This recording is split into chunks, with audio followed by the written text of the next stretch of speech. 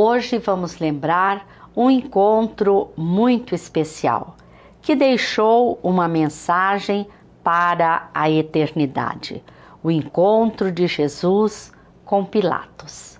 Depois de vermos a mensagem com o título Vencedor da Morte, vamos conversar com Rubens Marcon sobre Jesus diante de Pilatos.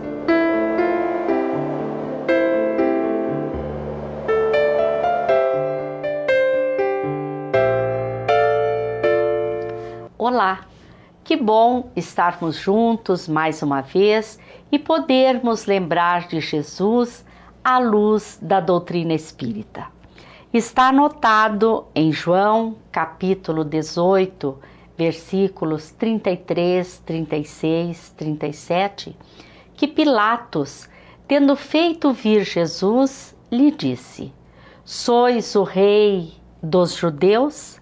Jesus lhe respondeu: Meu reino não é deste mundo. Se meu reino fosse deste mundo, minhas gentes teriam combatido para me impedir de cair nas mãos dos judeus. Pilatos então lhe disse: Sois, pois, rei? Jesus lhe replicou: Vós o dissestes? Eu sou rei. Eu não nasci e nem vim a este mundo senão para testemunhar a verdade.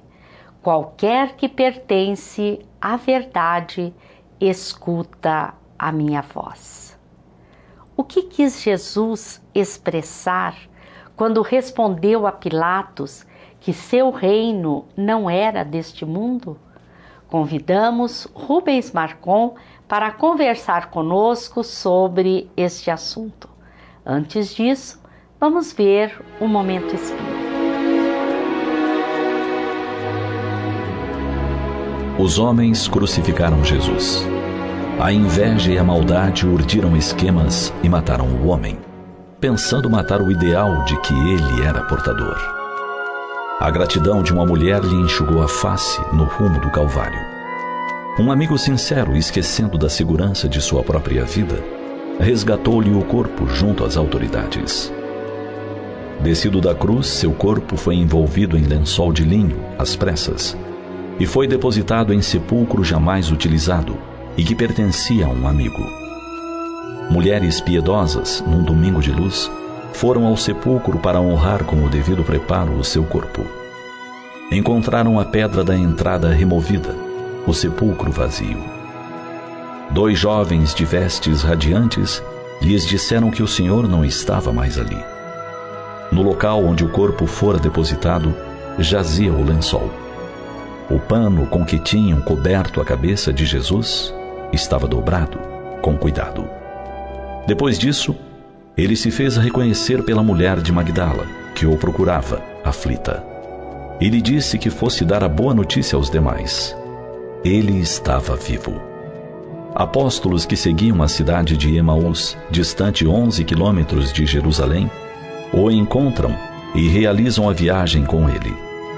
Não o reconhecem a princípio, mas se encantam com a sua interpretação das Escrituras. Ao cair da tarde, chegando a Emaús, o convidam para cear. E então, quando ele abençoa o pão e o parte, dão-se conta que é o Mestre Jesus. Em Jerusalém, ele se permite tocar pelo apóstolo incrédulo, mostrando-lhe as chagas que trazia. Durante 40 dias, ele permanece com os apóstolos e seguidores. Come com eles, aguarda-os na praia com o fogo aceso e assa alguns peixes que trazem da pesca. Ele vive, Senhor dos Espíritos, Senhor da imortalidade. Na estrada de Damasco resgata um rabino da escola do grande Gamaliel, trazendo-o para suas fileiras. Na Via Ápia, conversa com Simão Pedro, que acabara de deixar a prisão em Roma. Pleno de luz, dirige os passos para a capital do Império Romano, dizendo ir ao encontro dos corações que sofriam o cárcere e a injustiça por amor do seu nome.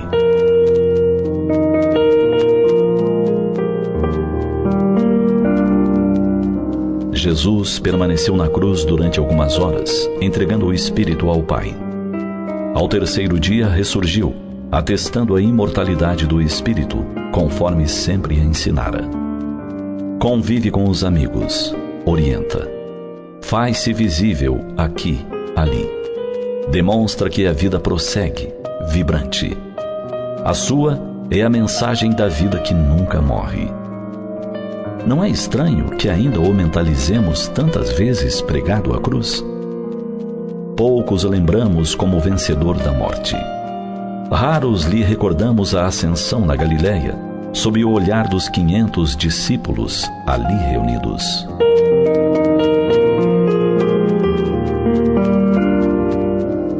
O Senhor Jesus nos legou a mensagem da imortalidade. Todo o seu ensino é de vitória sobre o mundo das formas. Meditemos a respeito e o recordemos glorioso no encontro com Maria de Magdala, com os apóstolos. Recordemos sobretudo o que ele nos disse: não vos deixarei órfãos, eu sou o bom pastor. E abracemos a esperança, certos de que, como ele, todos nós venceremos a morte.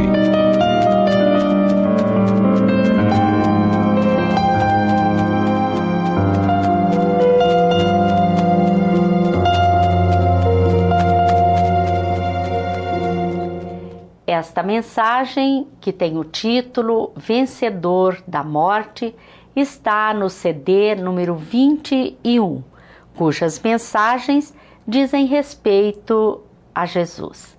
Agora vamos conversar com Rubens Marcon, que é palestrante espírita e presidente do Conselho Municipal de Assistência Social de Maringá.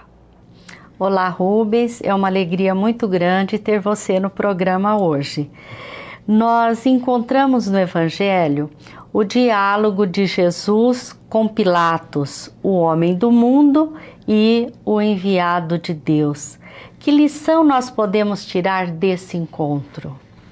É o diálogo exatamente do homem que no momento ali objetivava sempre as coisas relacionadas à terra, ao mundo, ao poderio econômico, bélico, socialmente falando, e Jesus, aquele que veio para dinamizar o amor entre as criaturas, nos ensinar o perdão, a fraternidade, o amor como um todo.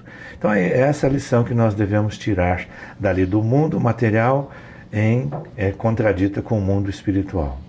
E nesse diálogo, na fala de Jesus, nós podemos dizer que visualizamos dois reinos, não é? O material e o espiritual. Exatamente. O reino material ou temporal, conforme nós desejarmos, ele é passageiro. Ele é o reino onde nós habitamos e ele é construído pelos espíritos. O mundo espiritual existia antes do mundo material. É exatamente um conhecimento que nós temos em que Jesus é parte, inclusive, da construção do planeta terreno, onde nós, espíritos, seus irmãos, criados também à semelhança do Pai, estamos habitando para o desenvolvimento das nossas almas no sentido do crescimento moral e intelectual. Porém, esse mundo, o mundo terreno, é um mundo ainda, pelas nossas imperfeições, muito ligado à ambição, ao orgulho, aos cetros, aos tronos. Nós ainda vivemos muito ligados às coisas que satisfazem os anseios da terra e não aqueles que nos elevam às questões da espiritualidade. Então, este mundo é um mundo em que o Espiritismo veio nos esclarecer exatamente que, através de provas irrecusáveis que Allan Kardec buscou, nessa relação com os espíritos livres, a existência do mundo dos espíritos. E a partir desse momento, então, nós passamos a ter a visão do mundo terreno e do mundo dos espíritos. E nesse mesmo contexto, nós poderíamos dizer que o mundo, então, espiritual, o mundo celestial, é o mundo em que Allan Kardec coloca, através das instruções dos espíritos, o mundo dos espíritos. Muitos colocam o mundo de lá, o mundo das almas, o além-túmulo, como se fosse distante, longínquo, mas na realidade é um mundo muito próximo a nós, convive conosco.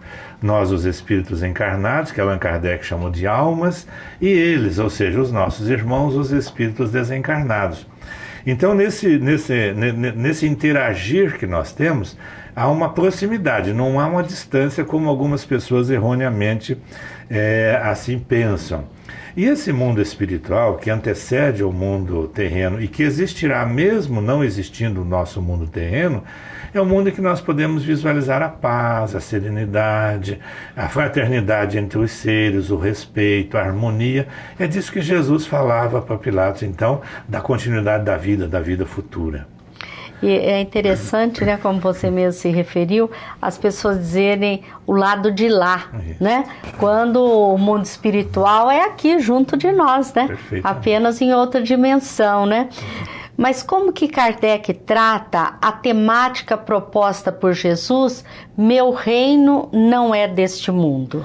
Todo o bojo da doutrina espírita vai nos remeter sempre à continuidade da vida, né? Por isso que é a doutrina dos espíritos, né? Mas especificamente nós vamos encontrar no Evangelho segundo o Espiritismo, no capítulo 2, onde Allan Kardec intitulou então o meu reino não é deste mundo. Especificamente aliando a essa fala de Pilatos com Jesus, quer dizer, o meu reino não é deste mundo, sou rei sim, mas de um reino diferente desse em que você está entendendo como material. Então, ao tratar da vida futura, Allan Kardec coloca como um princípio inquestionável, porque a continuidade da vida, a imortalidade dos espíritos que somos nós, ela é inquestionável, ela não muda. E, consequentemente, ela nos dá, ali nesse capítulo, uma visão dos objetos maiores das preocupações do homem na Terra, que tem que ser a vida futura. Coisa que, infelizmente, nós hoje não visualizamos no seio terreno. Nós reencarnamos, há um fechamento das nossas possibilidades de visão espiritual momentâneas, passageiras, e nós, pelas nossas imperfeições do orgulho, da vaidade, do egoísmo, nos ligamos muito às coisas terrenas e a vida futura, essa preferência na continuidade da vida, fica muitas vezes a segundo plano. E quando o Espiritismo mostra a continuidade da vida após a morte do corpo físico, quais são as mudanças que ele proporciona ao homem na sua vida aqui na Terra? A primeira delas, no meu entendimento, seria a fé inquestionável na continuidade da vida, no porvir. Quando eu tenho esta visão, que eu não morrerei, e sim somente o corpo físico, que nós como espíritos vamos estar exatamente na condição em que nós estamos hoje, ou seja, se eu estou bem, eu estarei bem no sentido da harmonia, se eu estou mal no sentido da desarmonia, eu também estarei. Então eu tenho certeza nessa continuidade. Se eu tenho certeza no porvir, no amanhã, eu vou fazer o quê? Eu vou mudar comportamentos moralizadores, condutas, atitudes. Por isso que o espírito que é a condutora das atividades de Divaldo Pereira Franco, o espírito Joana de Anjos, que é uma benfeitora da humanidade como um todo, ela nos diz que nós precisamos fazer mudanças íntimas, de interior, né? Ela nos chama muito para essa autoiluminação. Quando nós, então, pensamos assim, nós nos moralizamos. E aí nós criamos, então, uma atmosfera para nós mesmos e para os nossos semelhantes, de um ponto de vista assim, de continuidade da vida, completamente diferente daquele que os materialistas utilizam, que seja o uso dos gozos, dos bens terrenos, das satisfações, através dos prazeres que nos infelicitam depois. Então, a moralização dos homens exatamente nos dá a tranquilidade no amanhã, da continuidade da vida. O que leva os seres encarnados a sempre deixarem para depois as questões espirituais? Basicamente a nossa imperfeição de espírito. E Allan Kardec, aproveitando a temática, ele inclusive nos orienta exatamente sob a égide dos espíritos superiores, que nós temos dois defeitos grandiosos a serem corrigidos, que é o do orgulho e da vaidade. São os nossos grandes problemas hoje na Terra. O orgulho por nós conquistarmos sempre mais e mais sem limitações. E a vaidade, né? A vaidade egoística pelas satisfações que o mundo terreno nos oferece. Então, para os compromissos espirituais, não temos tempo. Normalmente, sempre depois, amanhã, né? Alguns dizem que quando aposentar-se vão cuidar desses quesitos, né? Então as questões espirituais, elas são fechadas pelas nossas preferências do orgulho e da nossa vaidade egoística. Quando nós repensamos esses quesitos e adentramos nos dois opostos, que é exatamente aqueles que Jesus vem nos trazer, que é o exercício do amor e da caridade, nós começamos a combater o orgulho e o egoísmo. E amar é dedicar-se, é doar-se, né? E fazer a caridade é compreender o semelhante na sua necessidade primeira, seja do afeto, do amparo, da assistência. E aí nós começamos, então, a desenvolver virtudes, valores que ficam conosco e que, certamente, quando retornarmos à pátria espiritual, farão parte da nossa vida como um todo para sempre. O que a gente vê também, Rubens, é muita acomodação por parte das pessoas, né? Que isso faz parte do egoísmo, né? Exato. Está bom assim e para que mudar, né? Mas quando Jesus se refere aos deveres para com César e para com Deus, ele deixa muito claro que o reino dos céus tem preferência ao mundo terrestre. Como avaliar e praticar os ensinos de Jesus? Nós temos essa condição hoje de compreensão, porque, veja, Jesus esteve conosco já há mais de 2000 anos. Foi aquele que trabalhou exemplificando e trabalhou na orientação. E deixou ainda os evangelistas para escreverem tudo aquilo que ele fez, como fez, uma organização para que nós pudéssemos, então, não ter mais motivações de esquecimento, de desconhecimento, de negligência com as nossas responsabilidades nessa relação fraterna de harmonia conosco e com o nosso semelhante.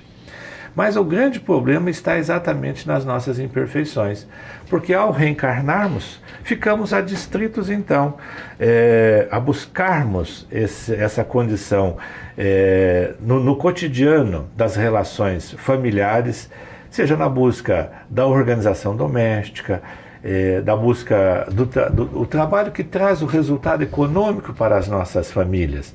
Ele é indispensável, ele é necessário. Allan Kardec trabalha na lei de progresso, dizendo que o trabalho é exatamente um momento em que nós desenvolvemos as nossas habilidades intelectuais e morais, mas nós ficamos somente adstritos a esses pormenores. É indispensável a saúde, a alimentação, o lazer, o transporte, mas nós podemos ampliar o nosso leque de atividades participando efetivamente da nossa comunidade, das entidades assistenciais, ou seja, respeitar essa transitoriedade nossa, algumas vezes bem limitada em tempo na Terra, ou o máximo 100 e poucos anos, para termos um olhar diferenciado para a continuidade da vida.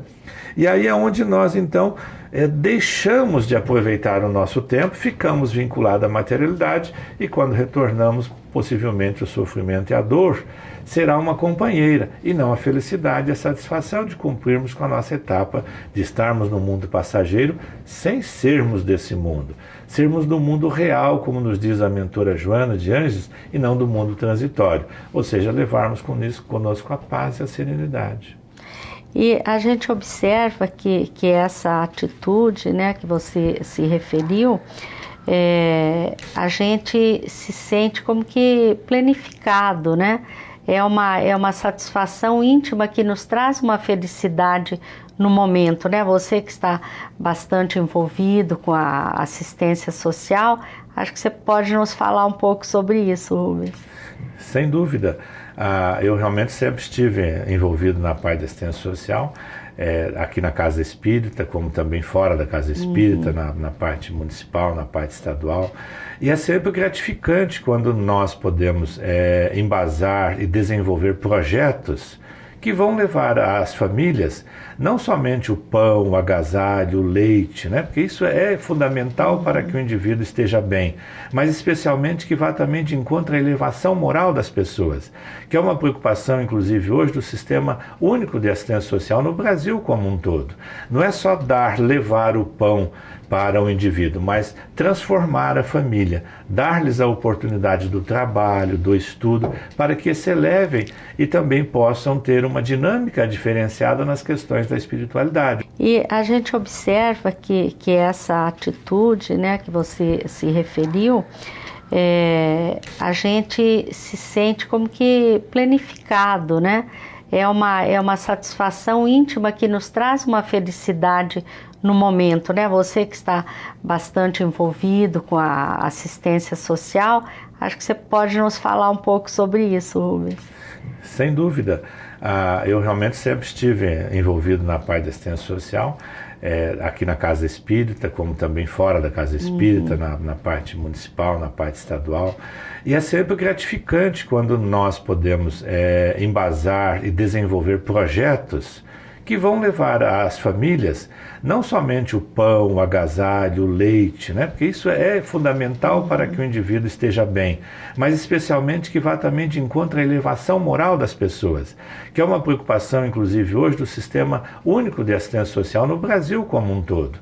Não é só levar o pão para o indivíduo, mas transformar a família, dar-lhes a oportunidade do trabalho, do estudo, para que se elevem e também possam ter uma dinâmica diferenciada nas questões da espiritualidade, ou seja, sair das coisas materiais apenas e visualizar a continuidade da vida como ela é, né, como espíritos perenes e imortais que somos. E em alguns momentos de nossas vidas, que são as dificuldades que a vida nos impõe, essas dificuldades parecem-nos intransponíveis. Qual a melhor forma de vencer essas dificuldades, esses problemas? A doutrina espírita tem o condão de nos ensinar exatamente esse caminho, Ivone. Porque quando ela nos mostra que nós estamos no mundo material, mas somos do mundo espiritual, ela nos mostra que tem uma relação entre o mundo dos espíritos encarnados e o mundo dos espíritos desencarnados. E que para nós entrarmos em relação com esses espíritos, basta o exercício do nosso pensamento. E aí onde Jesus vem nos ensinar a oração, a prece, né? Tanto é que ele nos deixou a prece do Pai Nosso, não foi por mero acaso, nem circunstancialmente. Foi para que nós pudéssemos entrar em contato com o Criador, com o Pai, não é isso? Pai Nosso que estais nos céus. Então, a partir do momento que nós ligamos o nosso pensamento a Deus, a Jesus, às criaturas mais desenvolvidas, o nosso anjo protetor, o nosso santo querido, conforme nós gostamos, né, de pensar, esse momento, então, nós fazemos esse link, essa junção com a espiritualidade e ela vem nos ajudar. E nesse momento, então, vai nos trazer o que? A inspiração. Para um momento de dificuldade, de dor, de aflição, para um questionamento, para aquela mãe, por exemplo, que sofre com um filho doente, ou o pai que tem os seus problemas, vem a inspiração para que haja, então, mais tranquilidade, mais serenidade, que são momentos passageiros. Porque se nós visualizássemos a Terra como dentro do campo da materialidade, Deus seria muito injusto, porque tantos dos nossos irmãos que não tem a visão, não tem a audição, problemas das mais diversas ordens na parte física, outros moram em situações tão irregulares, né? Então Deus exatamente nos proporciona estarmos na Terra num momento passageiro, cumprindo etapas de recuperação das nossas necessidades espirituais, e a oração, a inspiração vai nos levar exatamente a termos de retorno o que nós precisamos, ou seja, força física para superarmos e buscarmos a nossa felicidade. Rubens, nós agradecemos a sua participação no programa, agradecemos a todos que mais uma vez estiveram conosco e lhes desejamos muita paz.